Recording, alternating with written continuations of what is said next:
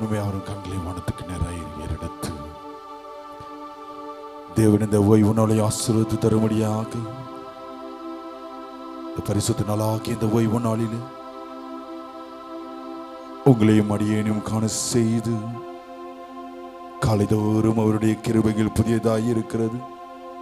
அதிகாலையில் என்னை தேடுகிறவன் என்னை கண்டடைவான் சொன்ன வார்த்தையை நம்மளுடைய வாழ்க்கையில் நிறைவேற்றி கொடுக்கும்படியாக இதனால் இன்னும் காலை வேலை ஆராதனையில் தேவனுடைய பிரசன்னம் நம்மளை ஆட்கொண்டு நடத்தும்படியாக கொஞ்ச நேரம் எல்லாரும் கண்களை வானத்துக்கு நேரம் எடுத்து இருதயத்தின் ஆழத்திலிருந்து தேவாதி தேவனுக்கு கடந்த நாட்கள் முழுவதும் நம்மளை கண்மணி போல பாதுகாத்து 2026 வருஷத்தின் முதல் மாதத்தின் 3வது ஓய்வு நாளில் அடியேனையும் உங்களையும் காண செய்த கிருபைகளுக்காக எல்லாரும் வாய்க்கு திறந்து ஸ்தோத்திர செலுத்துங்க. கொஞ்ச நேரம் தேவன் இந்த ஆராதனை முழு பிறப்படுத்தி நடத்தும்படியாக வருகிற மக்களை துரிதமாய் கொண்டு வந்து சேர்க்கும்படியாக இந்த நாளில் நடக்கிறதான ஒவ்வொரு பகுதியிலும் தேவனுடைய பிரசன்னம் ஆளுகை செய்து நடத்தும்படியாக நம்ம பாஸ்டமா ஜெபிங்க பார்க்கலாம். ஆமென். கர்த்தருடைய ஜெபத்தை கேட்டு அப்படியே ஆசீர்வதிப்பார் கிருபைகளுக்காக ஸ்தோத்திரம் செலுத்துவோமா? உட்காருங்க. ஒரு சில பாடல்களை இந்த ஆராதனைக்கு பாடலாக கரங்களை தட்டி தேவன் நாம் மகிமைக்கென்று பாடுவோமா? இந்த ஆராதனைக்கு முதல் பாடலாக உற்றுங்கய்யா உற்றுங்கய்யா பெருமையழையாக நிரப்புங்கய்யா நிரப்புங்கய்யா எங்க வாழ்க்கை அப்படின்ற பாடலை சேர்ந்து கரங்களை உற்சாகமா தட்டி தேவன் நாம் உற்றுங்கய்யா உற்றுங்கய்யா பெருமழையாக நிரப்புங்கய்யா நிரப்புங்கய்யா எங்க வாழ்க்கை ஊற்றுங்கய்யா ஊற்றுங்கய்யா பெருமழையாக நிரப்புங்கய்யா நிரப்புங்கய்யா எங்க வாழ்க்கையே. உம்மை போல் மழை உண்டாக்க தேவர்கள் உண்டோ? வானமும் தானாகவே மழையை பொழியுமோ? உம்மை போல் மழை உண்டாக்க மேவர்கள் உண்டோ? வானம் தானாகவே மழையை பொழியுமோ? நீரல்லவோ நீரல்லவோ நீரல்லவோ நீரல்லவோ ஊற்றுங்கய்யா ஊற்றுங்கய்யா பெருமழையாக நிரப்புங்கய்யா நிரப்புங்கய்யா எங்க வாழ்க்கைய ஊற்றுங்கய்யா ஊற்றுங்கய்யா பெருமழையாக நிரப்புங்கய்யா நிரப்புங்கய்யா எங்க வாழ்க்கைய ஊற்றுங்கய்யா ஊற்றுங்கய்யா பெருமழையாக நிரப்புங்கய்யா நிரப்புங்கய்யா எங்க வாழ்க்கைய. வயல்களும் ஆறுகளும் வற்றி போயிருக்கும், ஆவி ஊற்றப்பட்டால் மனாந்திரம் செழிக்கும்.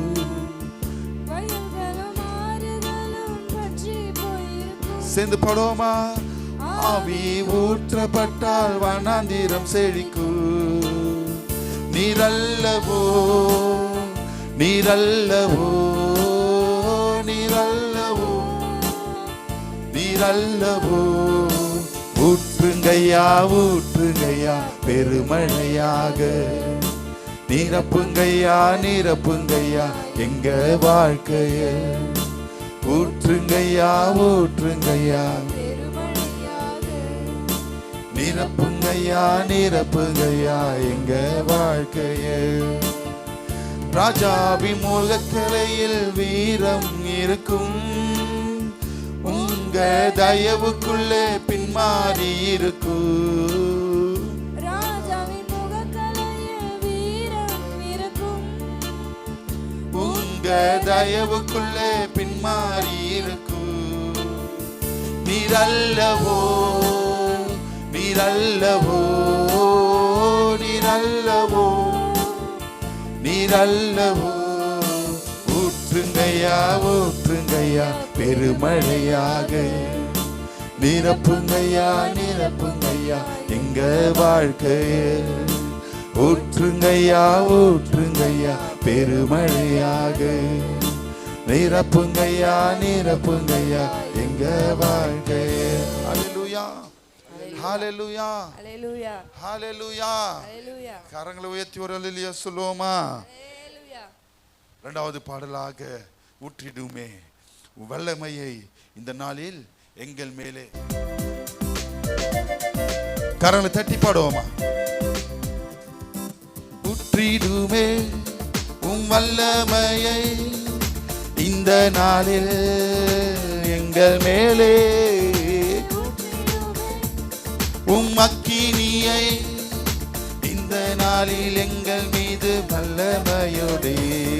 வல்லமை வல்லமை தாருமே, தேசத்தை உமக்காக கலக்கிட. அபிஷேகம் அபிஷேகம் ஊற்றுமே. சேர்ந்து பாடுவோமா? அனல் கொண்டு எழும்பிட வல்லமை தாருமே, தேசத்தை உமக்காக கலக்கிட. அபிஷேகம் ஊற்றுமே, அனல் கொண்டு உமக்காக எழும்பிட. சேர்ந்து பாடுவோமா? ஊற்றிடுமே உம் வல்லமையை இந்த நாளில் எங்கள் மேலே, ஊற்றிடுமே உம் அக்கினியை எங்கள் நாளில் எங்கள் மீது வல்லமையோடு. வல்லமை வல்லமை தாருமே. இந்த காலை வேளையில அவரை துதிக்கும்படியாக வந்திருக்கிற பிள்ளைகளை சத்தத்தை உயர்த்தி பாடுவோமா? அபிஷேகம் அபிஷேகம் ஊற்றுமே, அனல் கொண்டு உமக்காக எழும்பிட. ஓ வல்லமை தாருமே, தேசத்தை உமக்காக கலக்கிட. உம்முடைய வல்லமை வேணும் சொல்லுகிற பிள்ளைகள், நாங்கள் இந்த நாளில உயிரோடு இருப்பது உம்முடைய வல்லமை வேணும் ராஜா. எல்லாவற்றையும் மேற்கொள்ள உம்முடைய வல்லமை தேவை. பெந்தேகோஸ்தே நாளில் செய்தது போல அக்கினியின் நாவுகள் பொழிந்திடுமே.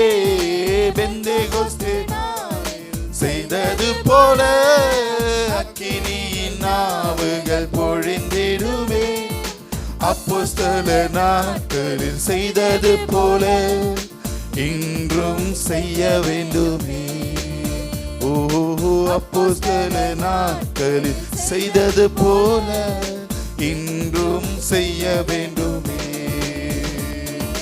ஊற்றிடுமே உம் வல்லமையை இந்த நாளில் எங்கள் மேலே, ஊற்றிடுமே உம் அக்கினியை இந்த நாளில் எங்கள் மீது வல்லமையோடு.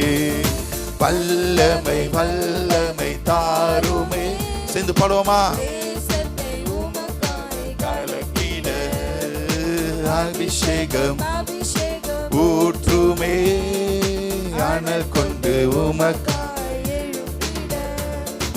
மாம்சமான யாவு மேலும் ஊற்றுவேன் என்று வாக்குதத்த ஆவியை ஊற்ற வேண்டுமே. கரங்களை தட்டி பாடுவோமா? வாக்குதத்த ஆவியை ஊற்ற வேண்டுமே, நிச்சலாழம் கொண்டு சென்று நீந்த செய்யுமே. மதியாய் பாய்ந்திடுமே,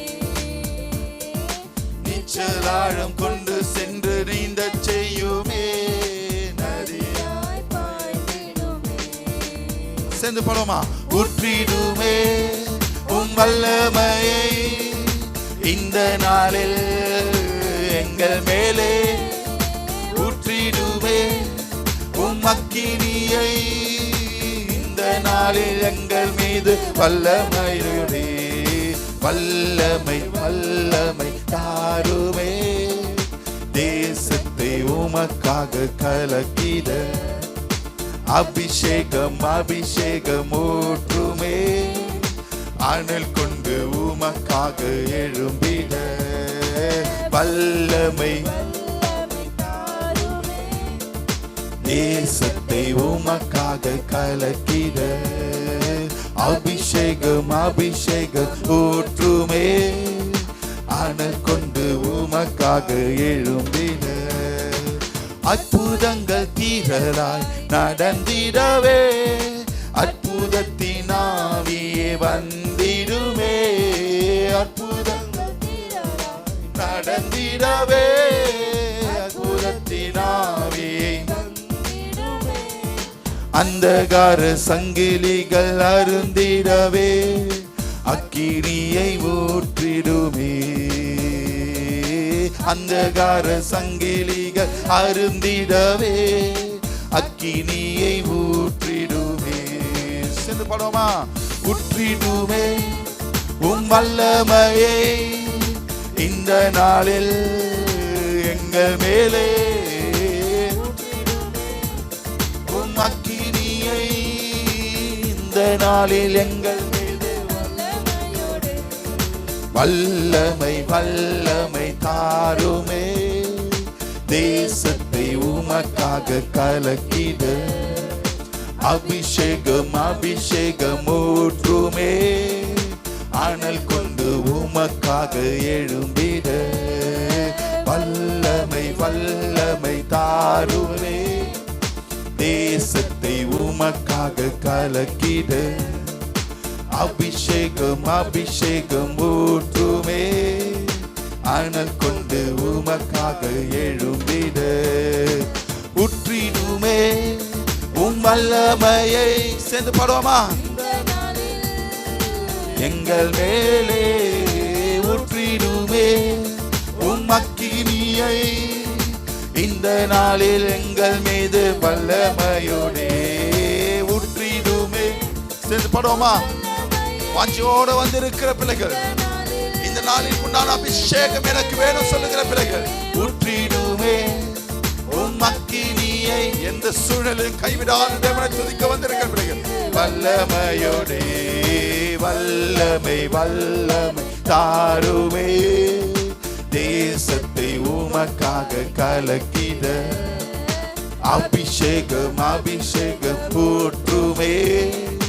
அனல் கொண்டு உமக்காக எழும்பிட. தேவன் இந்த பாடல் பகுதி மூலமாய் நம்மளோடு கூட இடைப்பட்ட கிருபைகளுக்காக ஸ்தோத்திரம் செலுத்துவோமா? அப்படியே எழுந்து நிற்போம். ஒரு சங்கீத பகுதிக்கு நேராய் கடந்து செல்வோம். மத்திலுக்கு தானே அருமையான பிரதர் இம்மானுவேல் நாதனை அவர்கள் வந்து சங்கீதங்களை வாசிப்பாங்க. சங்கீதங்களின் புஸ்தகம் தாவீதின் சங்கீதம் 51ஆம் சங்கீதம். மாறி மாறி சத்தத்தை உயர்த்தி வாசிப்போமா? உமது கிருபையின்படி எனக்கு இரங்கும், உமது மிகுந்த இரக்கங்களின்படி என் மீறுதல்கள் நீங்கள் என்னை சுத்திகரியும்.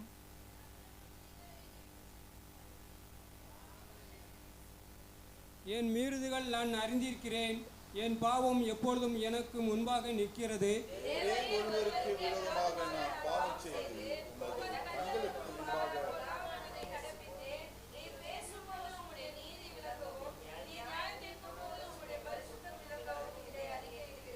இதோ நான் துர்க்குணத்தில் உருவானேன், என் தாய் என் பாவத்தில் கற்பந்தரித்தாள்.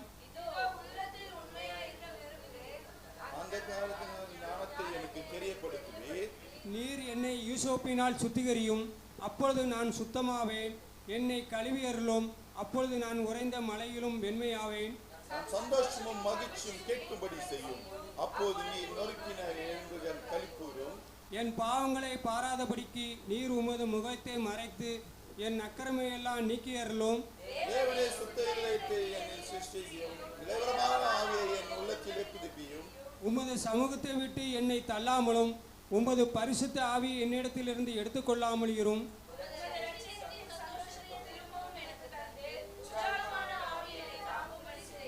அப்பொழுது பாதகருக்கு உமது வழிகளை உபசரிப்பேன், பாவிகள் உம்மிடத்தில் மனம் திரும்புவார்கள்.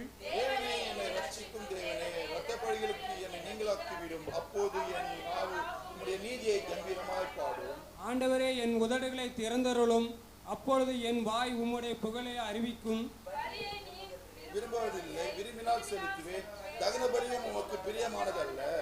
தேவனுக்கேற்றதும் பலிகளும் நொறுங்குண்ட ஆவிதான். தேவனே நொறுங்குண்டதும் நறுங்குண்டதுமான இருதயத்தை நீர் என்னை புறக்கணியீர்.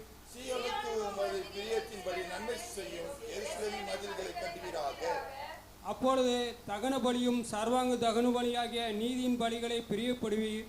அப்பொழுது உமது பலிபீடத்தின் மேல் காளைகளை பலியிடுவார்கள். வாசிக்க வேண்டிய சங்கீதம் வாசித்தாயிற்று. ஆமென். Thank you brother. யாவரும் ஒருமனப்பட்டவர்களாய்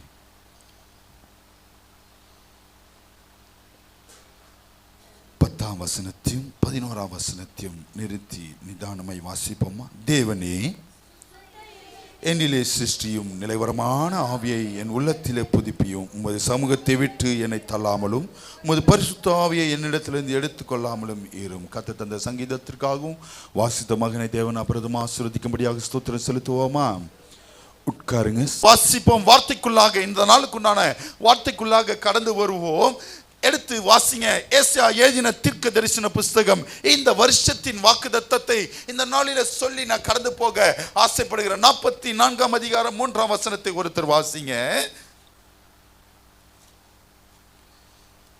தாகமுள்ளவன் மேல் தண்ணீரையும் வறண்ட நிலத்தின் மேல் ஆறுகளையும் ஊற்றுவேன்.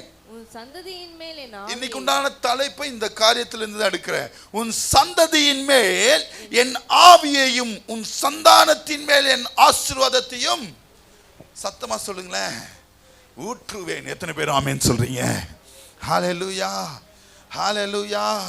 மாம்சமான யாவர் மேலும், மாம்சமாய் இருந்தாலும் சரி, எந்த ஒரு பிள்ளை தேவனிடத்துல வாஞ்சியோடு இருக்கிறதோ, எந்த ஒரு பிள்ளை தேவனிடத்தில் அதிகமாய் காத்திருந்து தேவனை அதிகமாய் மகிமைப்படுத்துகிறதோ, அவர்கள் மேலே என் தேவனுடைய ஆவி ஊற்றப்படும். எத்தனை பேர் ஆமென் சொல்றீங்க?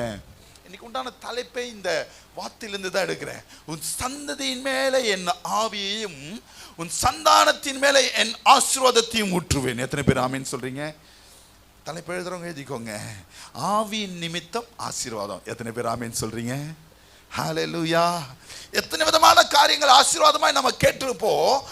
ஆவி இருந்தாதான் ஆசீர்வாதம் வரும். எத்தனை பேர் ஆமென் சொல்றீங்க? ஹல்லேலூயா, ஹல்லேலூயா. நாங்க தான் ஞானஸ்தானம் எடுத்துட்டுமே பாஸ்டர் கேட்டீங்கன்னா, இது உலகத்தானால, நான் திரும்பவும் சொல்றேன், யோவான்ல போய் வாசித்து பார்த்துக்கோங்க. யோவானுக்காக இவர்கள் கிறிஸ்துவை ஏற்றுக்கொண்டார்கள் என்றதுக்காக ஜலத்தினால நாங்கள் ஞானஸ்தானம் கொடுத்தாலும், எந்த ஒரு பிள்ளையா இருந்தாலும் ஆவியில ஞானஸ்தானம் பெறாவிட்டால் மெய்யாகவே மெய்யாகவே மெய்யாகவே எங்க போக முடியாது? பரலோக ராஜ்யம் போக முடியாது. எத்தனை பேர் ஆமென் சொல்றீங்க? ஏன் பாஸ்டர் எனக்கு இவ்வளவு பிரச்சனை, ஏன் இவ்வளவு போராட்டங்கள்? நல்லா இருக்கிற குடும்பம் திடீர்னு நாசமா இருக்கு, நல்லா இருக்கிற குடும்பம் திடீர்னு பலவீனமா இருக்கு, நல்லா இருக்கிற குடும்பத்துல சண்டைகள் வருது, நல்லா இருக்கிற குடும்பத்துல ஒரு போராட்டங்கள் இருக்கு. நல்லா தான் காலையில ஏஞ்சிக்கிறேன், ஆனா ஏதோ ஒரு மைண்ட்ல ஓடிட்டே இருக்கு பாஸ்டர். ஏன்னா உள்ளுக்குள்ளே தேவனுடைய பரிசுத்த ஆவியின் நிறைவு இல்லை. எத்தனை பேர் ஆமென் சொல்றீங்க? ஹல்லேலூயா, ஹல்லேலூயா, ஹல்லேலூயா. பழமொழி இருக்குல்ல, நிறைக்குறம். சொல்லுங்க, சத்தமா சொல்லுங்க. பாதி இருக்கிறது தான் இப்படியும் அப்படியும் ஆடின்னு ஊச்சிட்டு இருக்கிறோம். எத்தனை பேர் ஆமென் சொல்றீங்க? ஆண்டவருடைய நிறைவுனால, அபிஷேகத்தின் நிறைவுனால நிறைகிற பிள்ளைகள் எத்தனை விதமான புயல்கள் போராட்டங்கள் வந்தாலும் எதுவுமே நம்மளை அசைக்க முடியாது. எத்தனை பேர் ஆமென் சொல்றீங்க? ஏன்னா நம்ம கண்மலையாக கிறிஸ்துவின் மேலே வேரூன்றினவர்களாக இருக்கிறோம். ஆமென், ஹல்லேலூயா, ஹல்லேலூயா, ஹல்லேலூயா.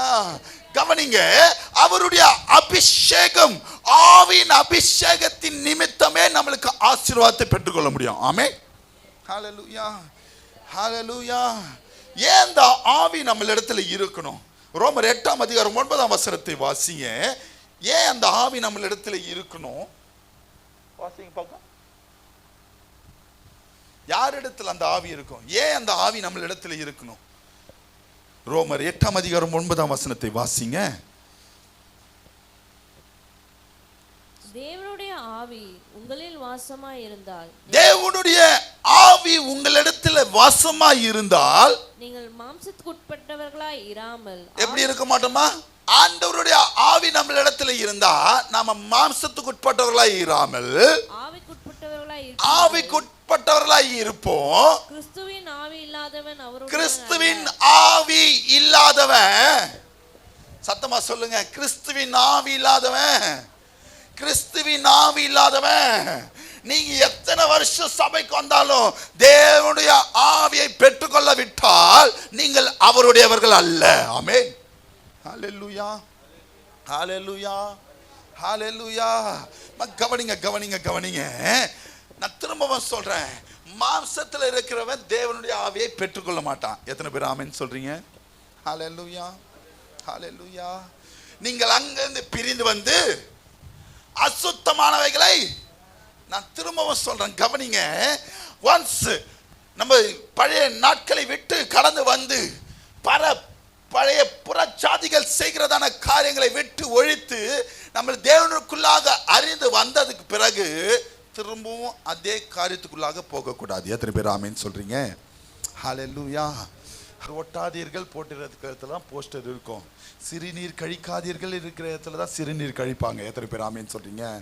இங்க தேவன் நம்மளுக்கு ஆவியை கொடுத்து மாம்சத்துல இல்லாதபடிக்கு, நீங்க மாம்சத்துல இருக்கிறீங்களா ஆவியில இருக்கிறீங்களா தெரிந்து கொள்வதற்கு 2 காரியத்தை வைத்திருக்கிறார். இந்த நாட்களிலே நாம் அதுல எதை தெரிந்து கொள்வோம் என்று பாருங்க. என்ன நம்மளுக்கு முன்பாக வைத்திருக்கிறார்? உபாகமம் 11ஆம் அதிகாரம் 26ஆம் வசனத்தை வாசிங்க. இந்த ஆவியின் நிமித்தமாய் தேவன் நம்மளுக்கு இந்த நாட்களில் எதை வைத்திருக்கிறார் பாருங்க. ஆவியின் நிமித்தமாய் ஆசீர்வாதத்தை கொடுக்கிறேன்னு சொன்ன தேவன் இந்த உபாகமம் 11ஆம் அதிகாரம் 26ஆம் வசனத்தை வாசிங்க.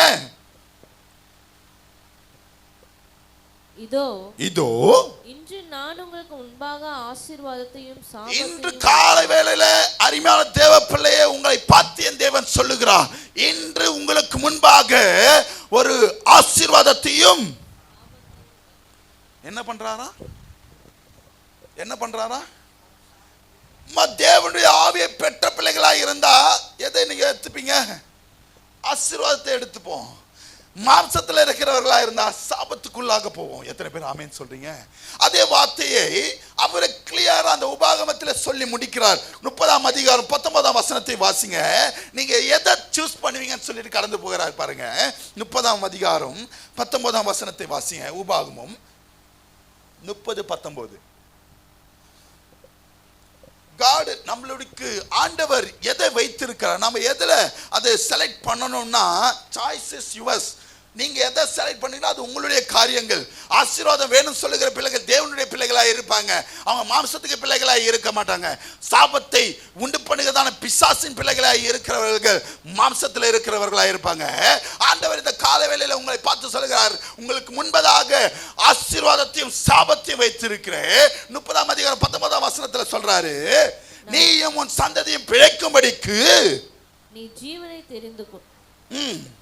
தெரிந்து கொண்டு கர்த்தர் உன் பிதாக்களாகிய ஆபிரகாமுக்கும் ஈசாக்குக்கும் யாக்கோபுக்கும் கொடுப்பேன் என்று அவர்களுக்கு ஆணையிட்டு கொடுத்த தேசத்திலே குடியிருக்க. இந்த ஆசீர்வாதத்தை பெற்றுக்கொள்ள நீயும் உன் சந்ததியும் பிழைத்திருக்க நீங்க என்னத்தை தெரிந்து கொள்ளணுமா?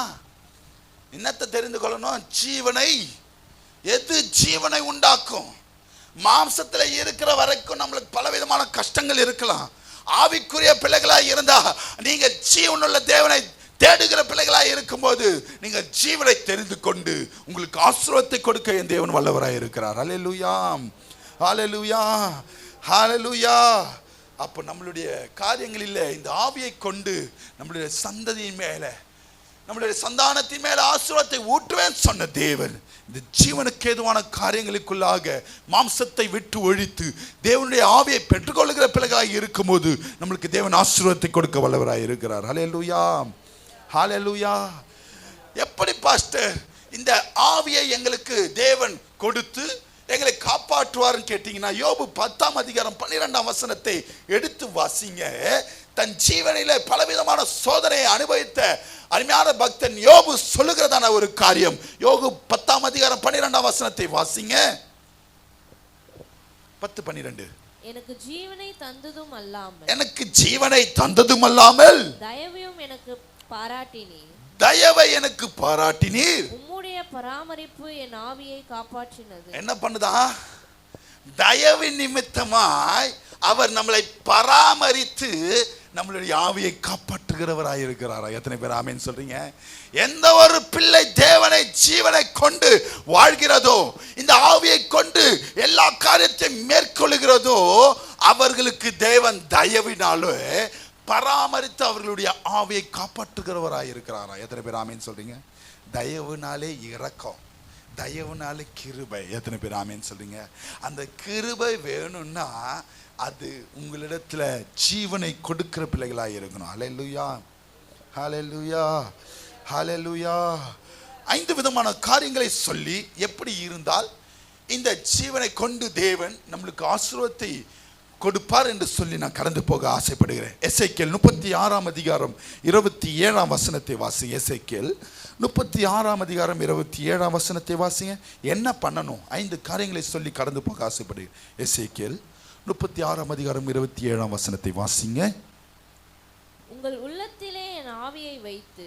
உங்கள் உள்ளத்திலே எந்த ஒரு பிள்ளை கிருபை வேணும் சொல்லுகிற பிள்ளைகள், நம்மளுக்கு பராமரிப்பு வேணும் சொல்லுகிற பிள்ளைகள், என் ஆவியை இந்த சத்துருக்களின் கைகளிலிருந்து காப்பாற்ற வேண்டும் என்று சொல்லுகிற பிள்ளைகள் எப்படி இருக்குன்னா, உங்கள் மேலே என் ஆவியை வைத்து உங்களை என் கட்டளைகளில் நடக்கவும். எப்படி இருக்கணுமா? கட்டளைகளின்படி நடக்கவும், என் நியாயங்களை கை கொண்டு நடக்கவும் என் தேவன் உங்களிடத்திலிருந்து எதிர்பார்க்கிறார். ஹல்லேலூயா, ஹல்லேலூயா. முதல் காரியம் எப்படி இருக்கணும்? கட்டளைகளை படி நடந்து நியாயங்களின் படி கை கொள்ளணும். ஹல்லேலூயா, ஹல்லேலூயா. கட்டளைகளின்படி நடக்கணும்னா 10 விதமான கட்டளைகளை கொடுத்திருக்கிறார். ஹல்லேலூயா. எதெல்லாம் நீதி, எதெல்லாம் நியாயம் பார்த்து தேவனுக்கு ஏற்றார் போல நடக்கணும். 2வது காரியம் எடுத்து வாசி. நீதிமொழிகள் 1 அதிகாரம் 23 வசனத்தை வாசிங்க. நீதிமொழிகள் 1 அதிகாரம் 23 வசனம். முதல் காரியம் கட்டளைகளின்படி நடக்கணும், நியாயங்களை கை கொள்ளணும். 2வது காரியம் நீதிமொழிகள் 1:23 வாசிங்க பார்க்கலாம். என் கடிந்து கொள்ளுதலுக்கு திரும்புங்கள். போதுமா? 2வது காரியம் தேவனுடைய வார்த்தை நிமித்தமாய் கடிந்து கொள்ளுதலுக்கு கவனிங்க. நிறைய பேருக்கு அது பிடிக்காது. எத்தனை பேர் ஆமீன் சொல்றீங்க? கண்டிப்பா பேசுறது பிடிக்காது. ஆசீர்வாதமாய் பேசினா பிடிக்கும். இதை செஞ்சாதான் ஆசீர்வாதம் வரும் சொன்னா பிடிக்காது. எத்தனை பேர் ஆமீன் சொல்றீங்க? ஹல்லேலூயா. எக்ஸாம்ல மார்க் எடுக்கணும்னா என்ன பண்ணணும் பிரதர்? படிக்கணும். படிக்கணும் சொன்னா பிடிக்கலன்னா மார்க் எடுப்பானா? படிக்கணும் சொல்றதை கேட்டு படிச்சாதான் மார்க் எடுக்க முடியும். ஹல்லேலூயா, ஹல்லேலூயா. அதேதான் இங்க 2வது காரியமாய் கடிந்து கொள்ளுதலுக்கு திரும்பணும். 3வது காரியம் சங்கீதம் 24 சங்கீதம் 4 வசனத்தையும் 5 வசனத்தையும் வாசிங்க. சங்கீதம் 24:4-5. நான் மரண இருளின் பள்ளத்தாக்கிலே நடந்தாலும் பொல்லாப்புக்கு பயப்படேன். தேவரீர். சங்கீதம் 24:4-5. கைகளில் சுத்தமுள்ளவனும். 3வது காரியம் கைகளில் சுத்தமுள்ளவனும் இருதயத்தில் மாசற்றவனுமாய் இருந்து தன் ஆத்துமாவை ஒப்பு கொடாமலும் கபடாய் ஆணையிடாமலும் இருக்கிறவனே. ஹல்லேலூயா. 5 வசனத்தை வாசிங்க. அவன் கர்த்தரால் ஆசீர்வாதத்தையும் தன் ரட்சிப்பின் தேவனால் நீதியும் பெறுவான். எத்தனை பேர் ஆமீன் சொல்றீங்க? 3வது காரியம் கபடும் மாசில்லாதவனுமாய் இருக்கணும். ஹல்லேலூயா. அப்பதான் அந்த ஆவியை பெற்றுக்கொண்டு தேவனுடைய ரட்சிப்பினால நீதியை பெறுவோம். ஹல்லேலூயா. 4வது காரியம் அப்போஸ்தலர் 8 அதிகாரம் 16 வசனத்தை வாசிங்க. அந்த ஆவியை பெற்றுக்கொள்ள நம்ம என்ன பண்ணணும்னு சொல்லிட்டு கடந்து போகிறேன். அப்போஸ்தலர் 8 அதிகாரம் 16 வசனம். அப்போஸ்தலர் 8:16. அவர்கள் பரிசுத்த ஆவியை பெற்றுக்கொள்ளும்படி அவர்களுக்காக ஜெபம் பண்ணு. என்ன பண்ணணுமா? பரிசுத்த ஆவியை பெற்றுக்கொள்ள என்ன பண்ணணும்? என்ன பண்ணணும்? ஜெபம் பண்ணணும். ஹல்லேலூயா. எனக்கு ஆவி வேணும். ஒரு முடிவோடு இந்த நாளில் கடந்து போங்க. தேவனுடைய பரிசுத்த ஆவியின் நிறைவு வேணும். எத்தனை பேர் ஆமீன் சொல்றீங்க? என்ன பண்ணணும்? அதற்கு ஜெபம் பண்ணணும். 4வது காரியம். 5வது காரியம் சங்கீதம் 51 சங்கீதம் 10 வசனத்தை ஒருத்தர் எடுத்து வாசிங்க. வாசித்த சங்கீதத்தில் 10 வசனத்தை வாசிங்க. 10:11. தேவனே சுத்த இருதயத்தை என்னிலே சிருஷ்டியும் நிலைவரமான ஆவியை என் உள்ளத்திலே புதுப்பியும் உமது சமூகத்தை விட்டு என்னை தள்ளாமலும் உமது பரிசுத்த ஆவியை என்னிடத்திலிருந்து போதுமா? எப்பொழுது தேவனுடைய பரிசுத்த ஆவியின் நிறைவு நம்ம இடத்துல வரும்னா சுத்த இருதயம் நம்ம இடத்துல இருக்கும்போது. ஹல்லேலூயா, ஹல்லேலூயா. இந்த ஆவியின் நிமித்தம் ஆசீர்வாதத்தை பெற்றுக்கொள்ள தேவனுடைய தயவுள்ள கரமும் பராமரிப்பு நம்மளிடத்தில் இருந்தாதான் நம்மளுடைய ஆவி காப்பாற்றப்படும். எப்படி இருந்தால் இந்த பராமரிப்பும் தயவும் கிடைக்கும்னா, முதல் காரியம் கட்டளையின்படி நடக்கணும், நியாயங்களை கை கொள்ளணும். 2வது காரியம் கடிந்து கொள்ளுதலுக்கு திரும்பணும். 3வது காரியம் கபடும் மாசில்லாதவர்களாய் இருக்கணும். 4வது காரியம் ஜெபம் பண்ணணும் பரிசுத்த ஆவியை பெற்றுக்கொள்ள. 5வது காரியம் சுத்த இருதயம் நம்ம இடத்துல இருக்கிறோம். இதனால தான் நெகேமியா 9 அதிகாரம் 19 வசனத்தையும் 20 வசனத்தையும் வாசிங்க. இதனால அந்நாட்களில் இப்படிலாம் இருந்ததினால தான் அவர்கள் என்ன பெற்றுக்கொண்டாரு பாருங்க. நெகேமியா 9ஆம் அதிகாரம் 19ஆம் வசனத்தையும் 20ஆம் வசனத்தையும் வாசிங்க பார்க்கலாம். நீர் உம்முடைய மிகுந்த மன உருக்கத்தின்படியே என்னவா கிருபை, இந்த ஆவியை பெற்றுக்கொள்கிறதான பிள்ளைகள் இந்த 5 விதமான காரியங்களை செய்யும் போது உங்களுடைய மன உருக்கத்தின்படியே அவர்களை வனாந்தரத்திலே கைவிடவில்லை. எல்லாவித சூழ்நிலையிலும் நம்மளை கைவிடாமல் இந்த 3வது வாரத்தில் காண செய்திருக்கிறார். அவர்களை வழி நடத்தவும் மேகஸ்தம்பமும் அவர்களுக்கு வெளிச்சத்தையும் அவர்கள் நடக்க வேண்டிய வழியையும் காட்ட இரவிலே அக்கினி ஸ்தம்பத்தையும் அவர்களை நடத்தினது. 11ஆம் வசனத்தை வாசிங்க. 20ஆம் வசனத்தை வாசிங்க. அவர்களுக்கு அறிவை உணர்த்த, அவர்களுக்கு இந்த கால வேளையில அருமையான தேவ பிள்ளைகளை உங்களுக்கு அறிவை உணர்த்த உம்முடைய நல்ல ஆவியை கட்டளையிட்டு என்ன பண்றாரா? இந்த நாளிலே இந்த உபதேசத்தின் நிமித்தமாக உங்களுக்கு நல்ல ஆவியை கட்டளையிடுகிறார். அவர்கள் வாய்க்கு உம்முடைய மன்னாவை அருளி, அவர்கள் இந்த நல்ல ஆவியை பெற்றுக்கொள்கிறாய் இருக்கும்போது அவர்களுடைய வாய்களுக்கு மன்னாவையும் அவர்கள் தாகத்துக்கு தண்ணீரையும் என் தேவன் கொடுக்க வல்லவராய் இருக்கிறார். எத்தனை பேர் ஆமென் சொல்றீங்க? ஹல்லேலூயா, ஹல்லேலூயா. அதனால என்ன பலன் கிடைக்கும்? அப்போஸ்தலர் 1ஆம் அதிகாரம் 8ஆம் வசனத்தை வாசிங்க. இந்த பரிசுத்த ஆவியினாலே என்ன பலன் கிடைக்கும் சொல்லிட்டு கடந்து போகிறார். அப்போஸ்தலர் 1:8 வாசிங்க பார்க்கலாம். பரிசுத்த ஆவி உங்களிடத்தில் வரும்போது நீங்கள் பலனடைந்து எருசலேமிலும் யூதேயா முழுவதிலும் சமேரியாவிலும் பூமியின் கடையாந்திரங்களிலும் உங்களுடைய சாட்சி விளங்கும். எத்தனை பேர் ஆமென் சொல்றீங்க? ஹல்லேலூயா. எப்பவா தேவனுடைய ஆவி நம்மளிடத்துல வரும்போது தான் நம்ம பலன் அடைந்து, ஹல்லேலூயா, சோர்ந்து போய் காணப்படுதான தேவ பிள்ளைகளை உங்களை பார்த்து சொல்லுகிறேன். பல விதமான முயற்சிகள் செய்தாயிச்சு பாஸ்டர். எல்லா விதமான காரியத்திலும் போராடி பார்த்துட்டோம் பாஸ்டர். எல்லா சூழ்நிலை குடும்பத்தில் சமாதானத்தை தேடி பார்த்தாச்சு பாஸ்டர். எல்லா வீட்டிலும் நான் விட்டு கொடுத்து பார்த்துட்டேன் பாஸ்டர். ஆனாலும் என்னிடத்துல ஒரு காரியம் நடக்கல, ஒரு காரியம் எனக்கு நிறைவேறாமல் இருக்கு, ஒரு பலவீனம் எங்களுக்கு தாக்கிட்டே இருக்கு, குடும்பத்தில் சமாதான குறைச்சல் இருந்துட்டே இருக்கு, பல கஷ்டங்கள் இருந்துட்டே இருக்கு என்று கால வேளையில சொந்து போய் காணப்படுகிறான தேவ பிள்ளையே, உங்களை பார்த்து என் தேவன் சொல்லுகிறார், தேவனுடைய ஆவி உங்களிடத்தில் இருந்தால் நீங்கள் பலன் அடைவீர்கள். ஹல்லேலூயா, ஹல்லேலூயா. எல்லா இடத்திலும் சாட்சி உண்டாகும். ஆமென். யாருக்கு இது நடந்தது? அவருடைய ஆவியினால பலன் அடைந்து என்ன சாட்சி பெற்றார்கள்? ஒரு மகளை சொல்லி நான் கடந்து போக ஆசைப்படுகிறேன். எபிரேயர் எல்லாருக்கும் தெரிந்த ஒரு காரியம். எபிரேயர் 11ஆம் அதிகாரம் 11ஆம் வசனத்தை வாசிங்க.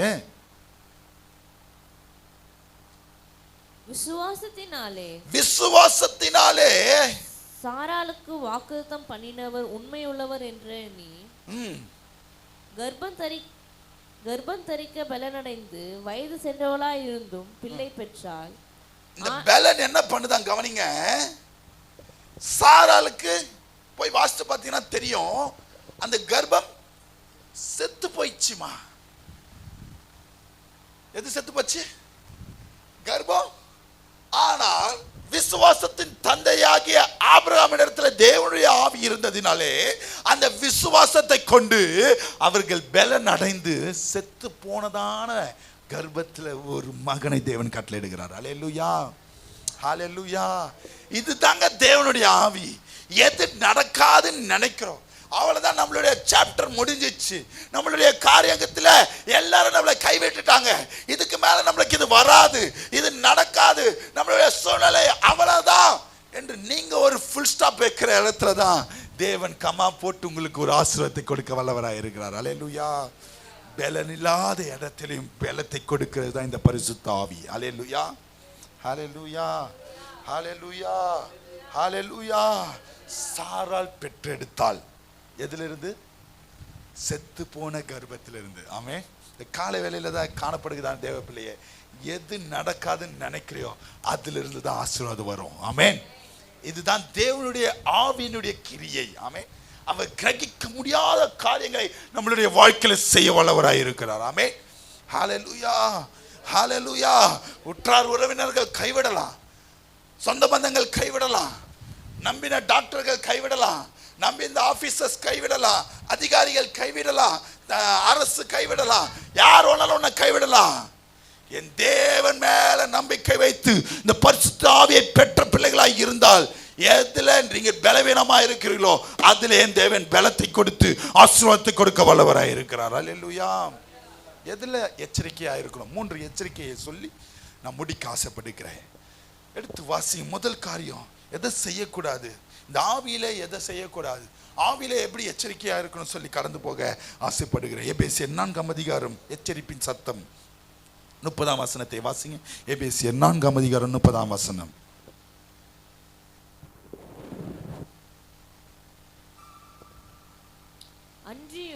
அன்றியும் நீங்கள் மீட்கப்படும் நாளுக்கென்று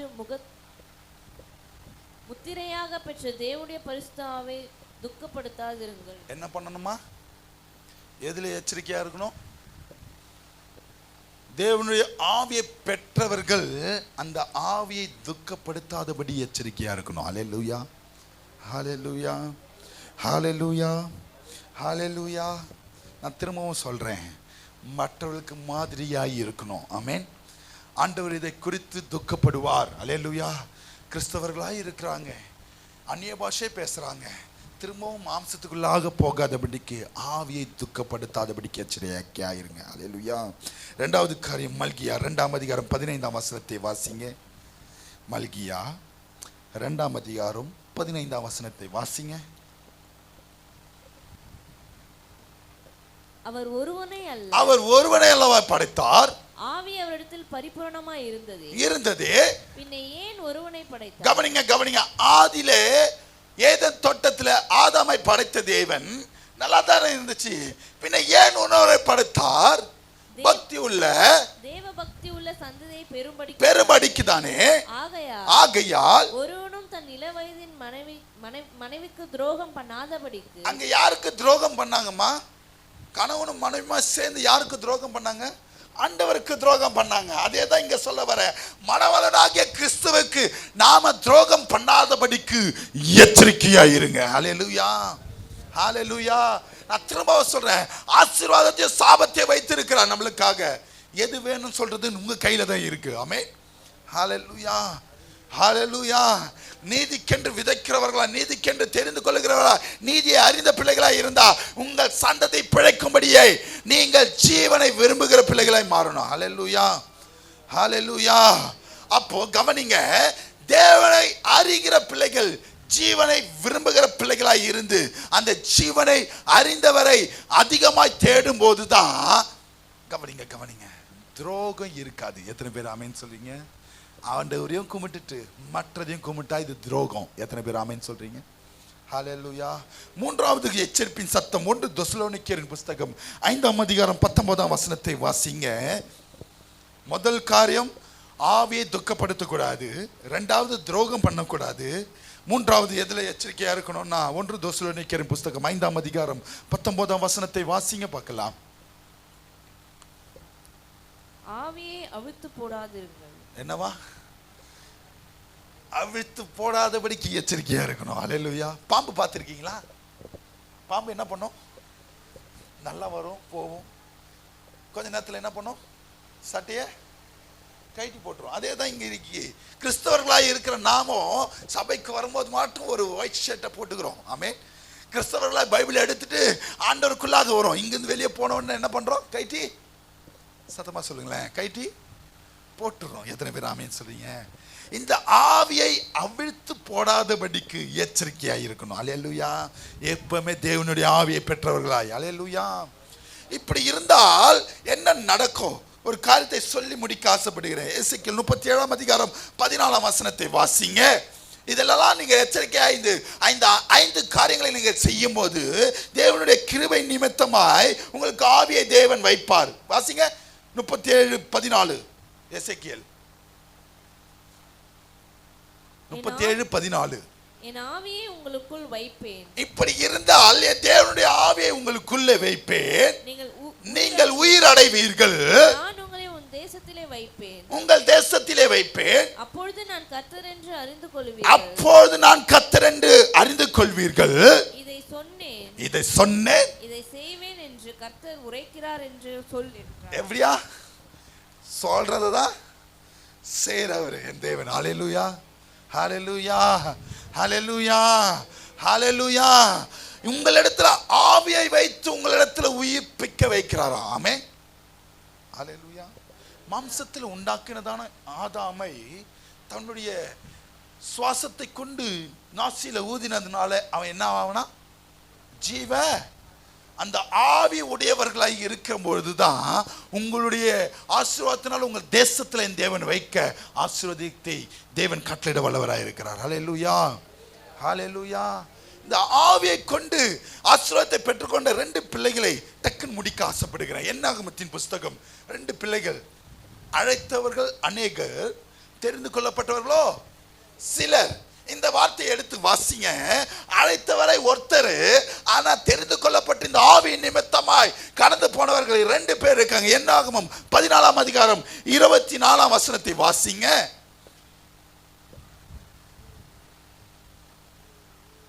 என்னுடைய தாசனாகிய காலேப் வேற ஆவியை உடையவனாய் இருக்கும்படியினாலும் உத்தமமாய் என்னை பின்பற்றி வந்தபடியினாலும் அவன் போய் வந்த தேசத்திலே அவனை. என்ன நடக்குதுமா கவனிங்க. மோசேயை தான் அழைத்தார். எத்தனை பேர் ஆமென் சொல்றீங்க? இஸ்ரவேல் ஜனங்களை கானான் தேசத்துக்கு கொண்டு போகும்படியாக யாரை அழைத்தார்? மோசே. ஆனால் ஆண்டவர் யாரை தெரிந்து கொள்கிறாரா? இங்க கானான் தேசத்துக்கு போகும்படியாக அவன் வேற ஆவியுடையவனாய், இங்க இருக்கிற பிரகாரமாய் இல்லாதபடிக்கு வேற ஆவியுடையவனாய் உத்தமனாய் நடந்தபடினால அந்த தேசத்தில் சேரும்படி என் தேவன் ஆசீர்வாதத்தை கட்டளையிட்டார். அல்லேலூயா. 2வது இன்னொருத்தரை பாருங்க. என்னாகமம் 27ஆம் அதிகாரம் 18ஆம் வசனத்தை யார் அவர் பாருங்க. அதே சம்பவம் தான். 27:18 என்னாகமம்.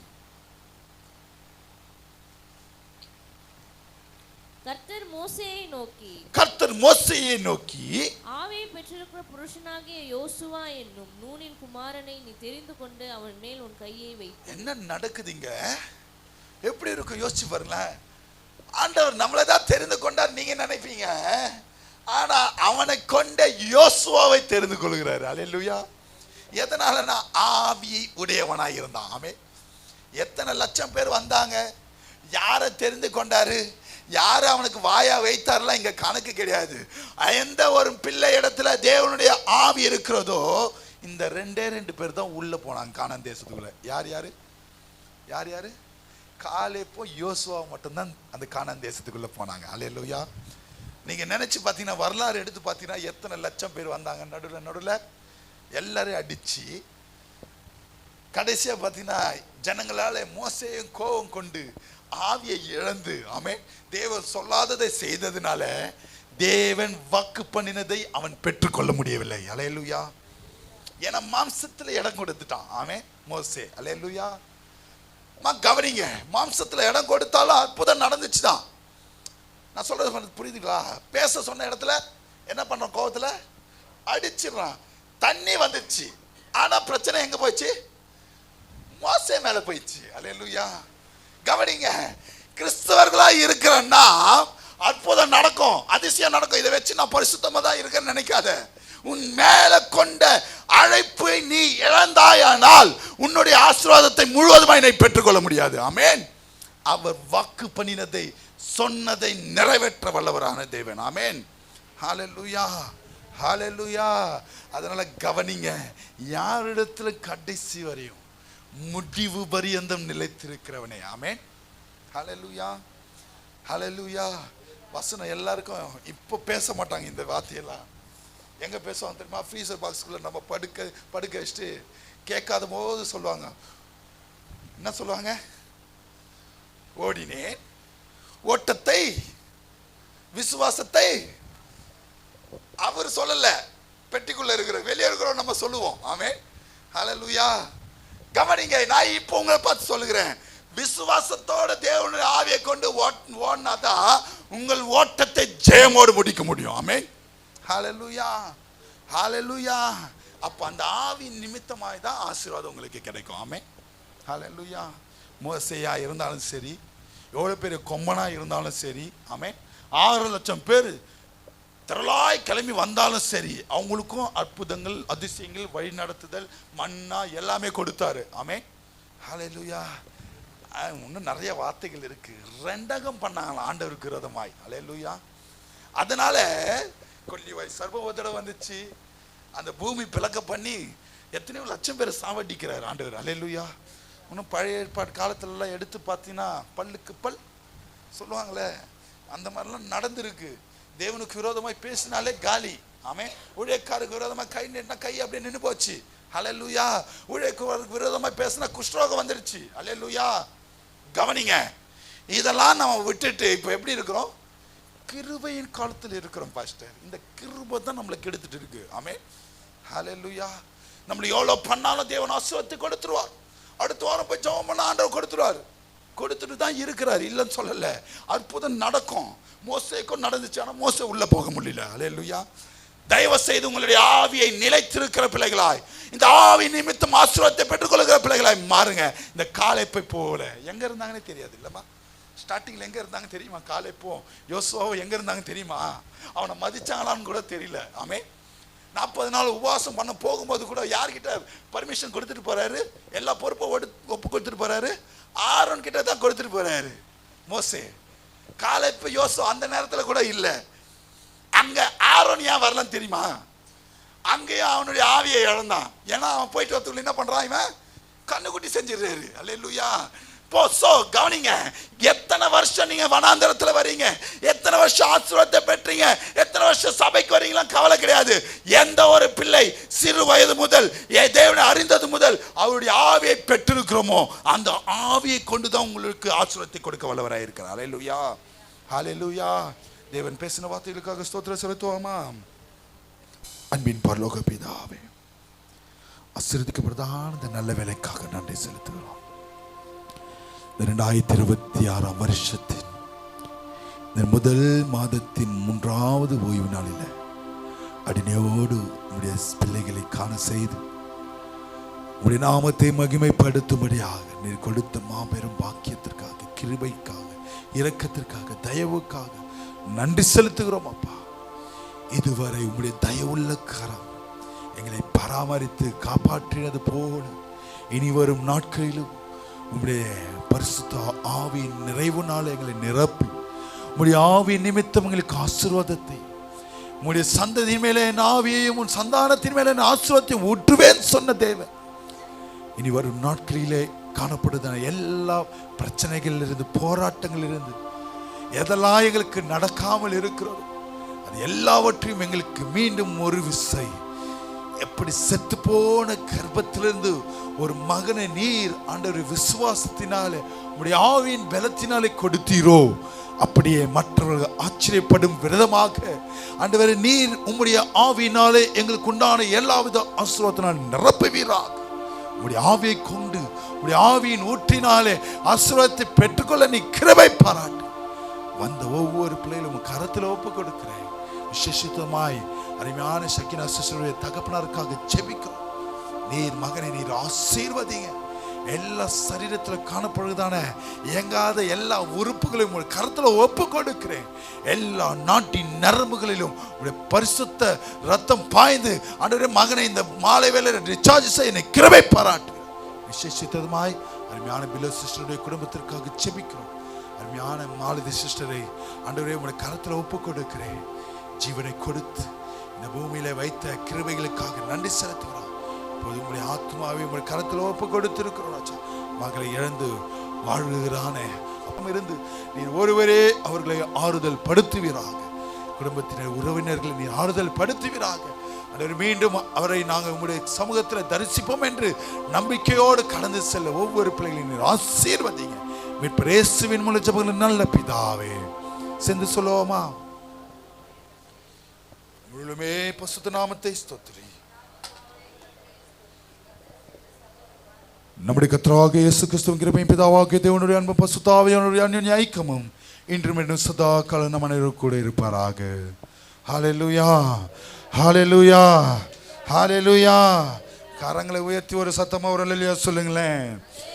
கர்த்தர் உங்களை ஆசீர்வதி. சமாதானத்தோடு கடன் செல்லுங்க.